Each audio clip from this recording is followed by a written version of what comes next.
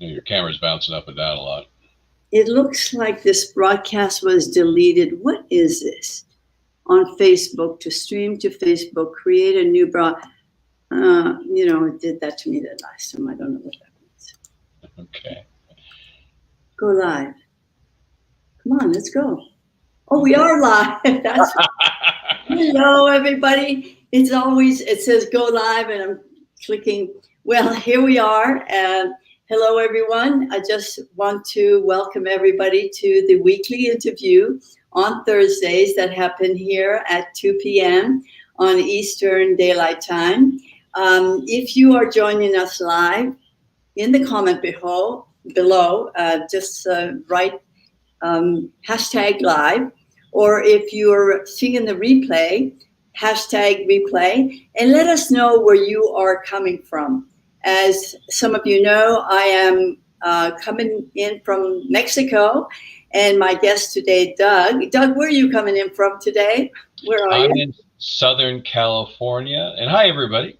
I'm coming in from Southern California. It's sort of a metropolitan San Diego area. So it's right. Vista, California, but I always think of it as San Diego County. So Doug Sohn is my guest today, my awesome guest today. And I just want to take a few minutes to explain to the audience how Doug and I met. We actually met online.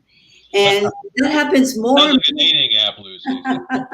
Well, that happens more and more today, that we are meeting people online. And we actually met because we're members of the KBB family. And of course, KBB stands for Knowledge Business Blueprint, which we are both a member of. It's a program that we are both in. I joined when it first started in 2018, and I think Doug, let's just talk about this a little bit, Doug. Sure. So tell me how you became acquainted with the KBB program. Well, let me take it back, partway in the back, all the way. Okay. I got involved in something called the Start Over Challenge, which was something that was put on by Dean Graziosi and Tony Robbins. Okay.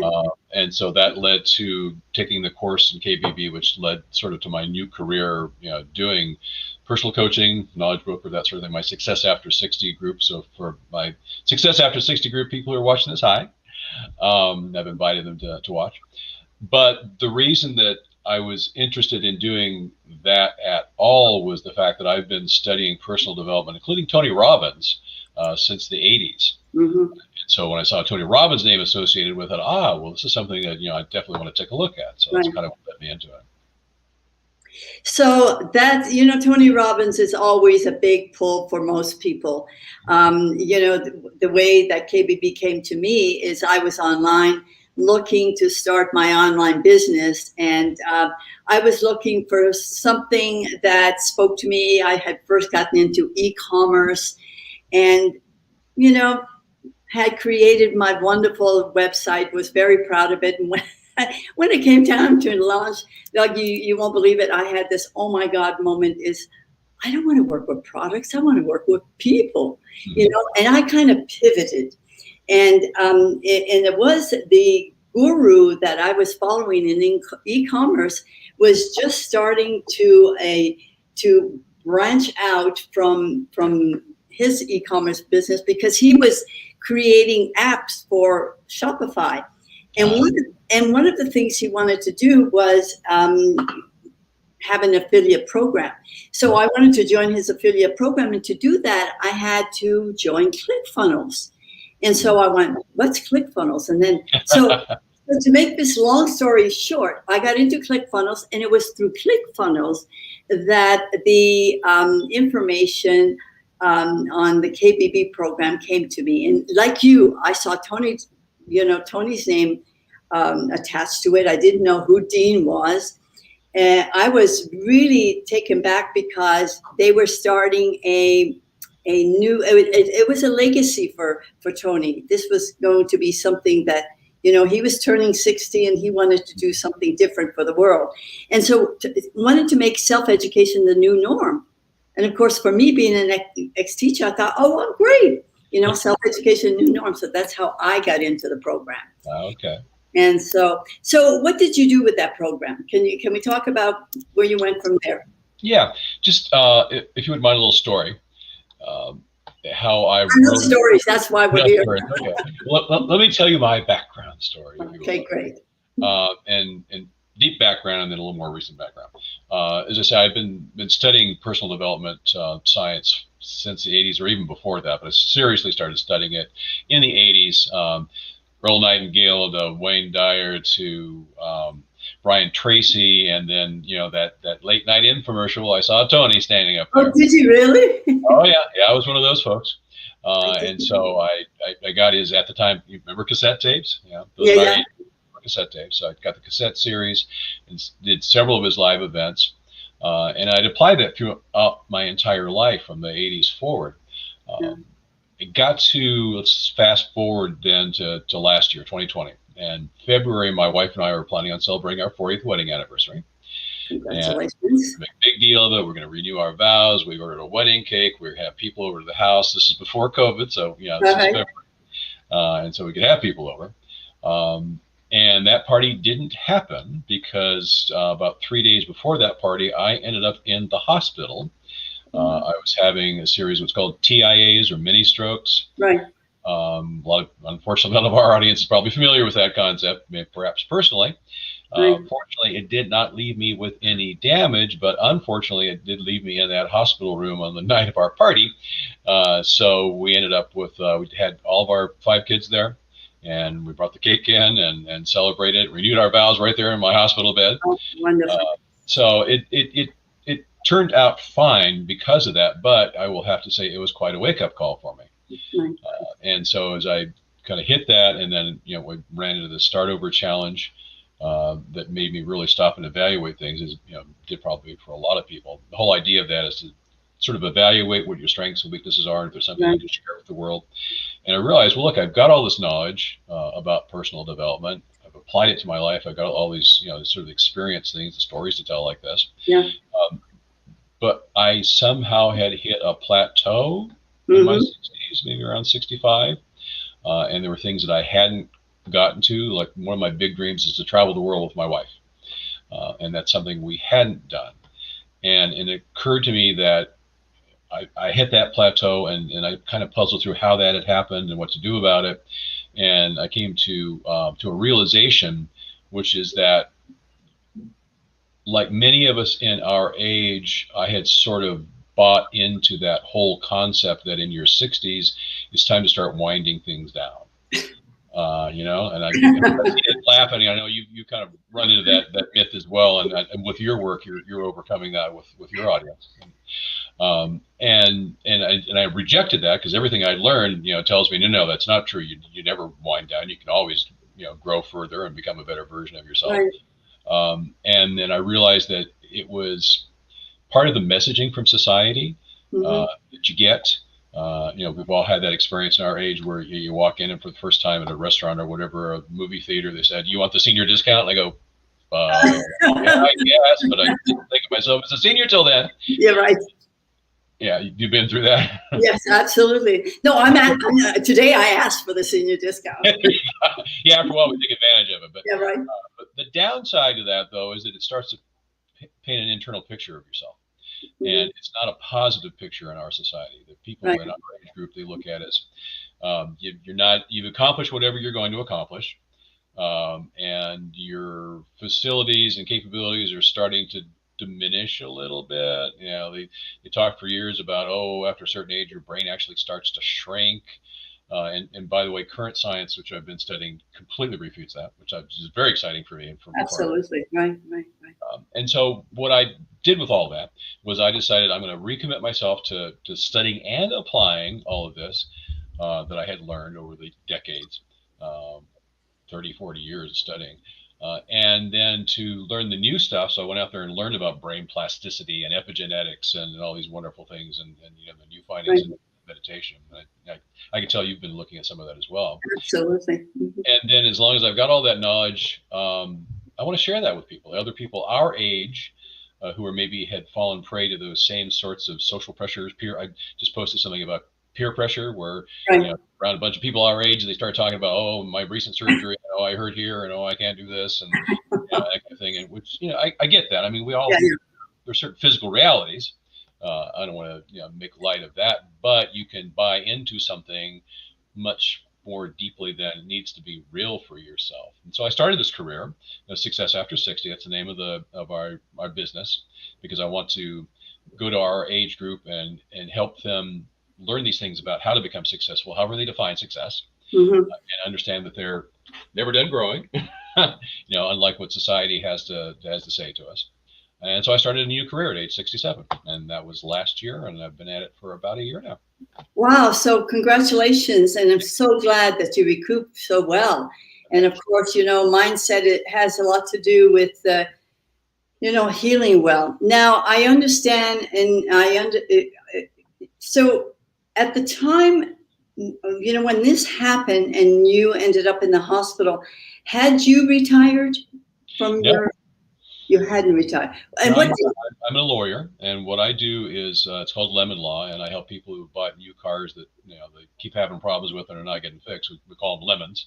I help them get them bought back by the manufacturer, and I make the manufacturer pay my fees, so it doesn't cost people anything. So it's a very satisfying field of law. I get people's problems solved for them, Right. Exactly. and that doesn't even cost them anything. So no, I was still doing that, and I'm still doing it even today. Oh, okay. So you kind of still dabble in that. You're More than dabble. I mean, that's still pretty much what I do full time. I've got that doing full time, and then Success After 60 is developing into a full time thing. So, right. fortunately, I've traditionally had good health, and it's continued. So, Yeah. and I have learned that you can expand your capabilities and make use of your time and learn new things. I mean, they talk about one of the ways to keep your brain young is to keep learning things. And Right. I tell you, with all I've had to learn about starting a business like this and being online, the kinds of things that you're doing today, how to make this technology work and Exactly. ClickFunnels and all those kinds of things, I'm just continually studying. So my brain is like, I must be like 12 years old at this point inside my head.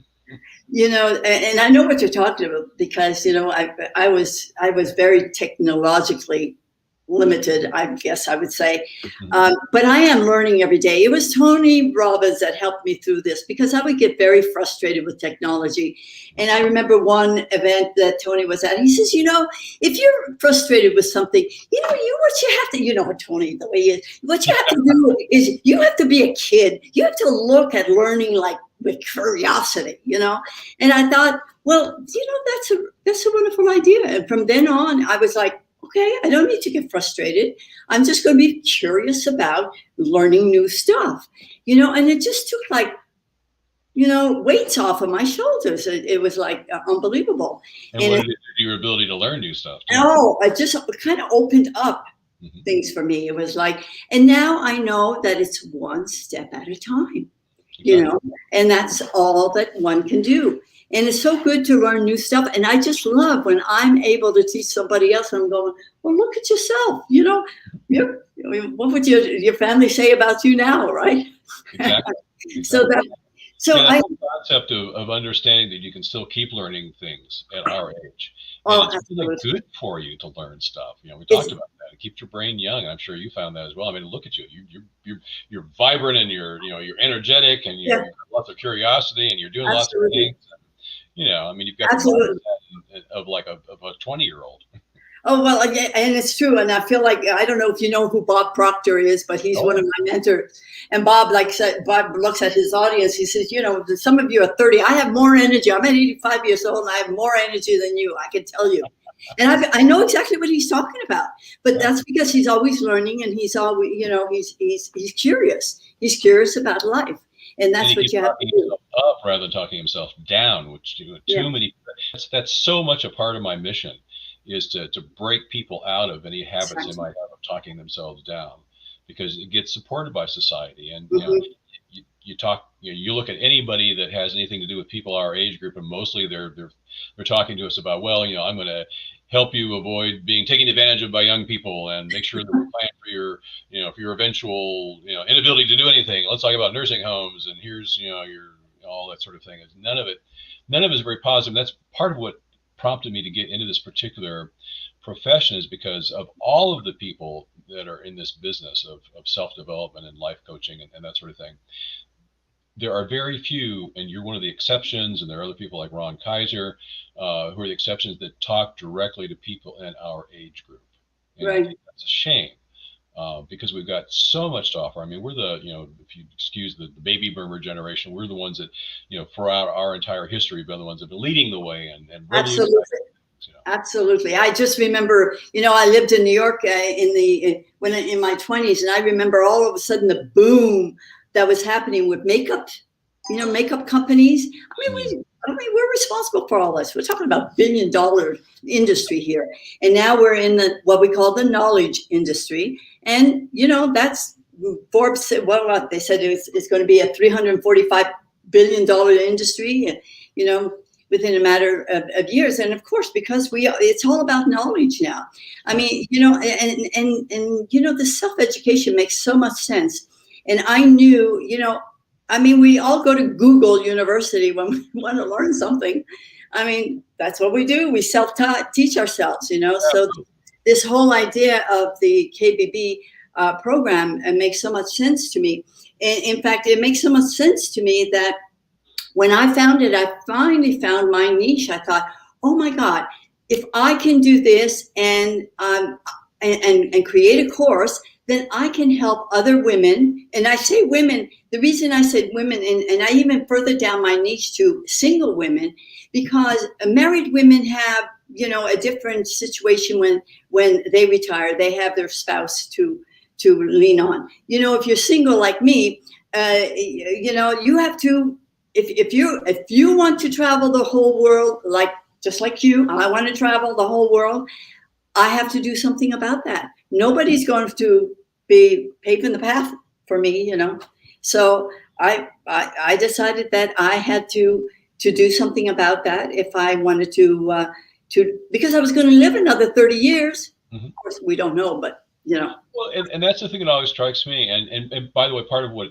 got me involved in conversations with you is I saw that you were talking to the sort of the same age group that I am, and serving that same audience, and bringing these concepts to people in our age group that we may have learned them in our 20s and 30s, right, but we're not probably applying them now because, like I say, there's so much of society that gives us the assumption that it's really not for us. I mean, we're not here anymore to create new things or develop new careers, and I'm right there with you in terms of it's not true, and you absolutely can start. And I think it's great that you're teaching women in our age group to start their own business. I think it's such a great gift to our age group.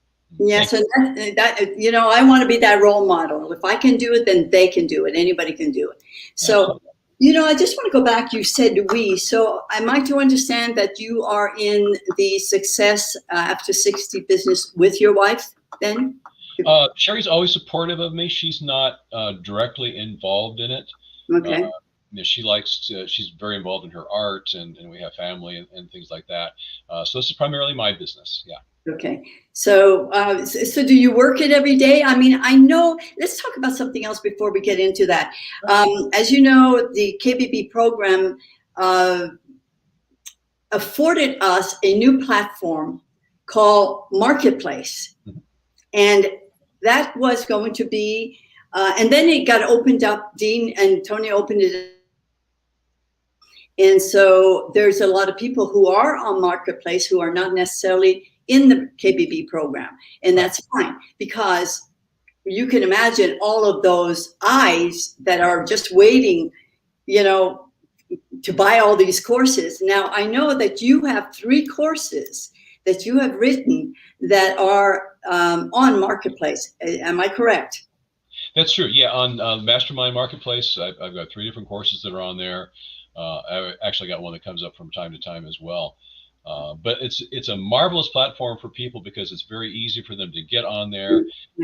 Some of the recorded things you can watch a recorded program, or I got a live events from time to time as well, and we can interact live. It's really easy to use. That's one of the things I like about it so much. Yeah. So, and that thank God, because us baby boomers, we need easy peasy. let me stop and refute that underlying assumption. I've actually been very technological oriented my entire life, so it I hasn't been do. that difficult for me. But I understand that's true of many people, but it's not true of everybody. And so let's Hmm. not assume that our audience has problems with technical stuff. But the people, like you, who met that challenge and worked through it and worked through and learned the ability to do it, it's very admirable. Congratulations on that. Thank you, thank you, thank you. And I have to congratulate myself all the time because, it was a challenge, But so was downhill skiing, so was snowboarding, so was wind sailing, which I did all of them, and it was just a learning curve, It was just, but when you want to do something, you get up and do it.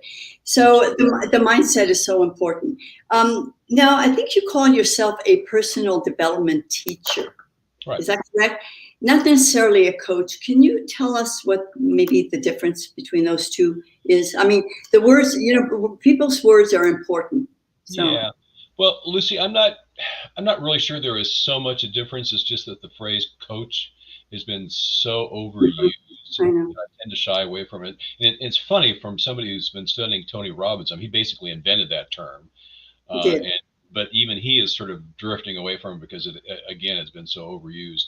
Yeah. I think the important point of what it is that I do is that I share my learning and experience with people in terms of number one mindset, and in terms also of goal planning, and things of that nature to help them figure out and reach, not just particular goals, but Hmm. also become the best version of themselves, which is probably the biggest goal of all. Right. Uh, and the more I learn about this, the more I'm I'm learning that the importance of this kind of work isn't so much to hit this particular income goal, or I'm going to start this business, or I'm going to travel to Rome. All those are great things, and they're marvelous things to accomplish. But I've learned that what the person that you become as you reach those goals is actually more important than actually reaching those goals. And that's a Right. tough one for me because I've been very goal oriented in my life. Of besides my law practice, I've had other businesses, and it's always you've got this milestone you want to reach here at this date, and on that and that, and you focus so much on that. And as I've gotten older, and as I've studied this some more, I'm learning more and more that tends to be sort of a self-defeating approach to life. Let me explain to you what I mean by that. If you're always orienting your life towards reaching specific goals, Hmm. then, and for me, and maybe for other people as well, I don't know about you, um, sort of the underlying thought is, well, I will be happy when I reach this Yeah. goal. I Okay. get it. Yeah. Yeah. Yeah. And so since you spend 99% of that time working towards the goal and then 1% getting to the goal, then you're spending 99% of your time not Like, happy yet. yeah. Okay. It's one way of saying it. Yeah. And what happens as soon as you reach the goal? Well, you need another one. You have to start all over again. Exactly. You set a new goal. So you spend, and Tony talks about this. Yes.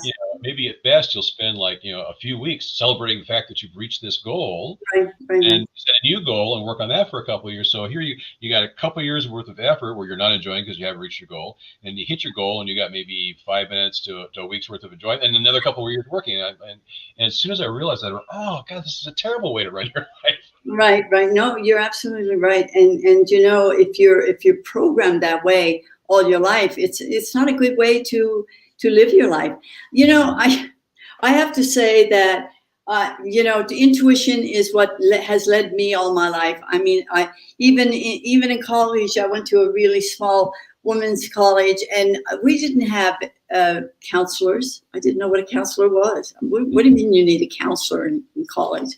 You know, or a therapist or something. So I just had to figure things out for myself. I didn't even when I graduated from college, I didn't know what I wanted to do. I thought, well, I want to travel, so off I went. I went off to Europe and I traveled Where'd you and go in Europe? well, pardon, no, I went to Spain because my major was languages, so I wanted to. And by then, by the end, but you remember that way back then when they taught languages, they did not teach you how to speak. I could read, I could understand. I couldn't speak the language after 4 years of it in college. So took myself to Spain, and I immersed myself. And then I was able, within 3 months, I was able to speak. So, that's what I did. And I just kind of, I must have known that there was a greater force out there just leading me, and so my whole life has been like that. So I understand that goal thing. I mean, I have more goals now than I ever did before. and, And and I resisted a little bit. yeah, it sounded like you had a sort of an opposite experience growing up than I did. I mean, from the time I was in high school, I was going to be a lawyer. And so I went strict one, high school to college to law school, boom in practice, and I did well in school, so I was kind of early on in all of those things. And I was in the practice of law, and a lot of it was great, but I missed the creativity. They don't encourage you to be very creative with a lawyer. You can't like make up the law and stuff. They frown on that heavily. And so there was always a sort of creative aspect of mine, this ability of mine that was lying there waiting to be expressed, Right. Which is part of what I enjoy so much about Success After 60, because Absolutely. I get to do that. And I create the website and I create the logos, like this logo behind me. I created that. Yeah, I like it. I've never done growing. I do want to ask you about Success After 60, and the reason I want to approach this is because recently, about 6 months ago, I belong to several Facebook groups that people our age. And recently I put out a question out to the group, and I said, what is your idea of success? We got 68 different answers. And I'm 68, and I can recall three. One lady said, my idea of success is doing what I'm doing. I love my husband. I've loved him for 40 years. He loves me back. This is truly success for me. That was her definition. Another person said, being the best I can be, and I love being myself, and I love being alone by myself. Nice. That's my idea of success. A third person said, let me see if I can remember. Success for me would mean to keep having successful relationships, something like that, and having few friends. So everybody had a different idea of success. So what is your idea of success after 60? Well, let me start out by saying that I don't try to mold people's idea of success around some particular image of mine. Right. I always say, what I want to do is to share with you these tools in order for you to be able to reach success, however you define success. Right. And I can give examples of how I've done success and that sort of thing. But I think it's, from what you've seen, everybody has a different idea, and it doesn't serve them for us to try to say, well, now really what success is this, because that doesn't help them. That's not what they're going to, it's not what they want. It doesn't, help them to grow the way they want to. I remember Earl Nightingale said that success, and one definition of success. Oh, I love his. Okay, is the progressive realization of a worthy ideal. Yeah. Now that packs a lot into it. First of all, successive realization kind of goes back to what I was talking about it's not getting to the goal, it's the journey. It's not the end, it's the journey that's most important. It's the successive realization. And then worthwhile, that's sort of a value judgment. So that means you should be sitting down and thinking about, is this a good thing? Is it, does it serve me? Does it serve my family? Does it serve? Am I worthy of it? Right. Yeah. And am I worthy of it? Exactly. Am I worthy of it? And ideal. So it again moves away from that concrete goal of I'm going to make, X number of dollars per year, or I'm going to have so many, people who join my organization or whatever. It's an ideal. So that, I think that may be a really good working definition of what success is. And it allows people then to personalize it for themselves, which I think is so important in what it is that we do. Yeah, I'm glad you mentioned that, because that happens to be my favorite definition of success from Earl. So that was good. So is that explained in your book? Because you do have a book called Success After 60. So, how... The book is actually in the works. We don't have it published yet. So that's something that I'm sort of accumulating as I go along. And yeah, that is definitely one of the things that I want to touch on. Right. And that is that sort of open concept, if you will, of success that then people can then compare, like all those things that we talked about, Right. successive and realization and worthwhile and ideal, worthy, and then use those sort of concepts to craft for themselves their own definition of Exactly. success. Exactly. Exactly. And so you have all the tools to avail to them to, to help them with the mindset, which is really very important, And I do want to do that book because there are not very many works in the field right now right. directed towards our age group. Absolutely.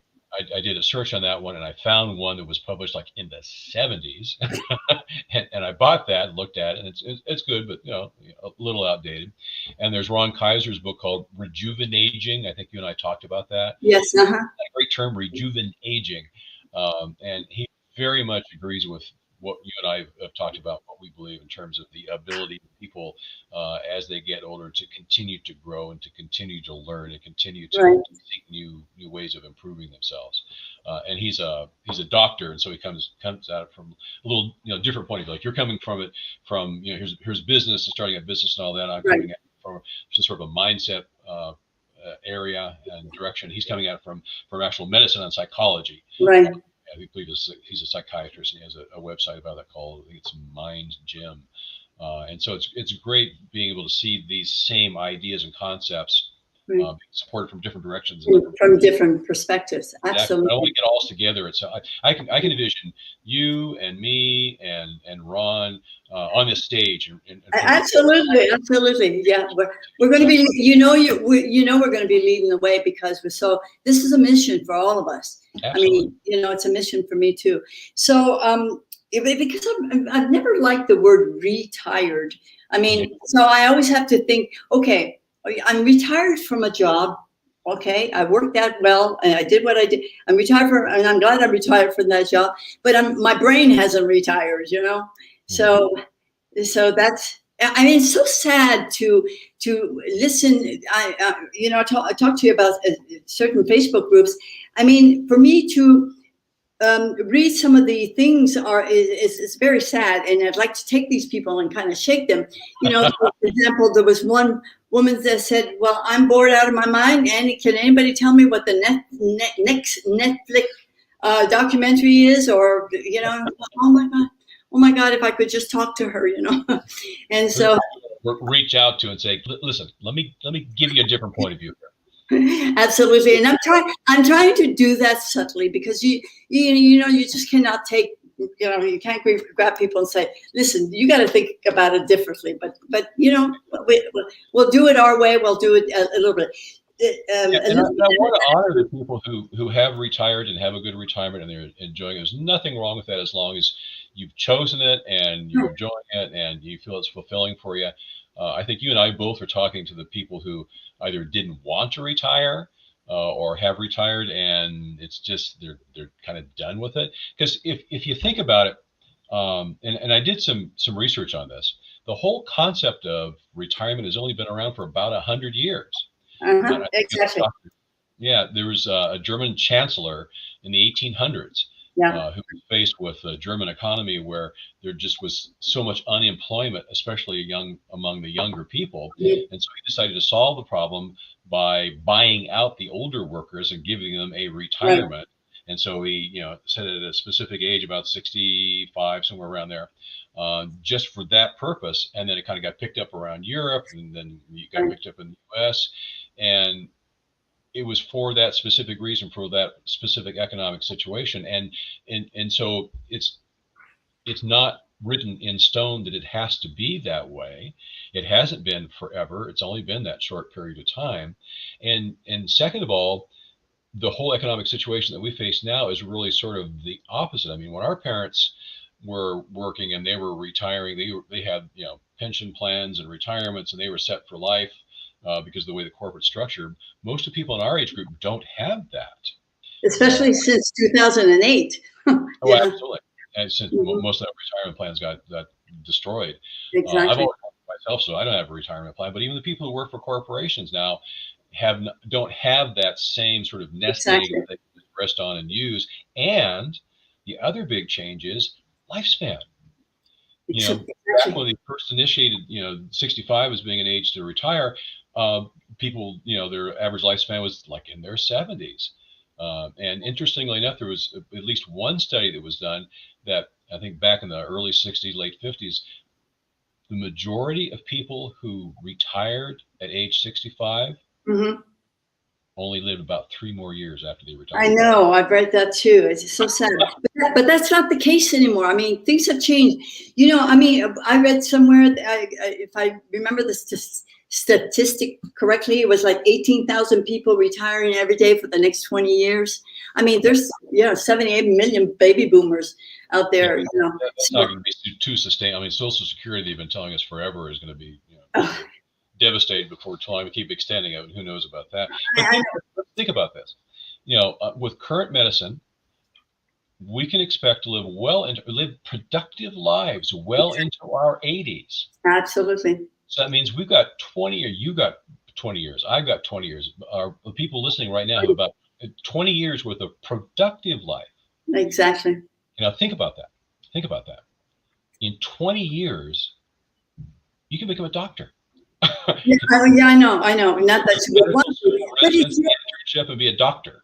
But it's your opportunity to now rejuvenation. I like that term. You can now take what you love, and this is what I do. You can now take what you are, what you know, what you're an expert at, what you're interested in, what you're passionate about, and actually make that work for you. You can create a course. And you can make that work for you. I mean, you can do what you love now and make money with what you know. Look at your age as being wisdom and experience that then you can share with other people. Absolutely. Your biggest resource. It's not a detriment that you're older. No, it is not by any means. You're talking to preaching to the choir now. I know. But so I think some people listening to us may still be learning that idea. Absolutely, but we're going to be teaching them all along in different ways. So, Doug, for anybody who is interested, who is interested in retiring, they're retiring or they're retired, they want to start an online business. What piece of advice, if you had to give them one piece of advice, what piece of advice would you give to that person? Well, I think they can look into what you're doing. They can go on Facebook page and follow what you're offering, which I think is marvelous. But I think the most important thing is that they need to get their mindset in order and understand that they're never done growing and start working on that mindset piece. And then, like in the KBB course, there's a whole section that lead you to explore what your talents are, what it is that you are interested in. One of the questions is, well, name one thing that you could spend 20 minutes to an hour talking about without any notes, without having to look anything up. Right. And whatever that is, maybe that's something you should be teaching to people, because you not only do you have that knowledge, but clearly you have the interest in it. Otherwise, you wouldn't be interested in talking about that. Right. I think that's a marvelous, very sort of short initial sort of tool about how to get into that. But beyond that, I mean, there's that course. There's so much available on the internet in terms of being able to start new businesses. I completely agree that this whole concept of self-education is a marvelous opportunity 2 ways. Number one, if you're interested in learning something that you want to start a business, you can go online. You can go to that, the Mastermind Marketplace that our courses are on, and look for courses. I mean, you can learn how to be an oil painter. You can learn how to be a guitarist. You can learn how to be a photographer. I mean, there's thousands of them on there. But you can learn how to do these things. And then it also provides you an opportunity to then teach those things. Absolutely. And what I like about the KBB course, it teaches you how to write your course. So that is the big winner there for sure. So I wanted to ask you one last question. I think because we're on the half hour. What are you hoping for the next end of the year, at least this year, 2021? What are you hoping to accomplish with the rest? There's only 8 months left. Oh, wow. that, wow, man, that made me stop and think. It's Yeah, only 2021. Yeah. What I hope to be able to accomplish, within this year, is to really be able to expand the numbers of people that I'm talking right.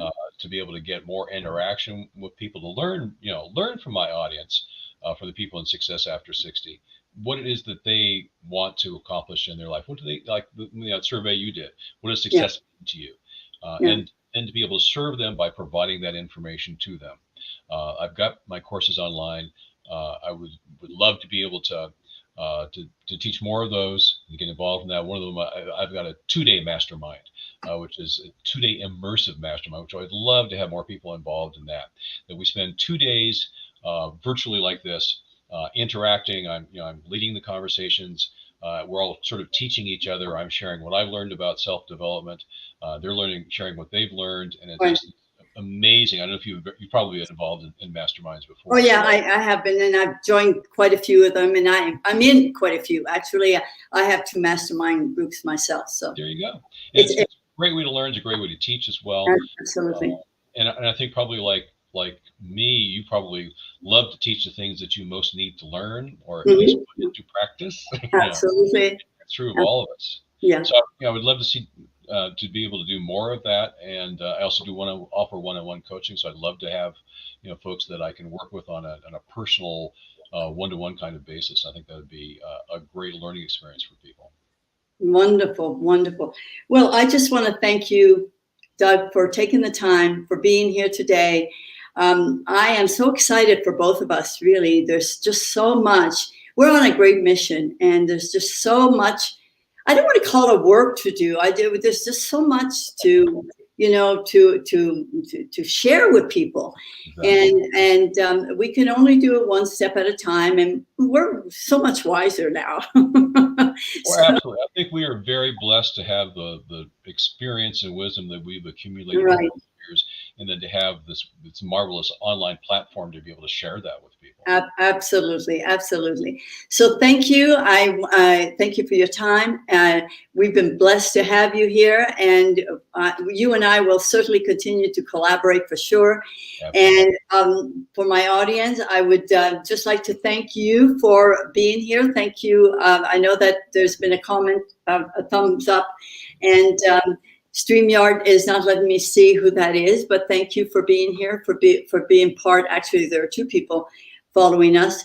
And also, I would also like to tell my audience that if you have a story to tell and you are interested in being interviewed, I that's what I love to do. So message me, and we'll make that happen. Okay, so thank you, Doug, and thank you, everybody. Thanks, Lucy. I appreciate it very much. Okay, bye-bye for now.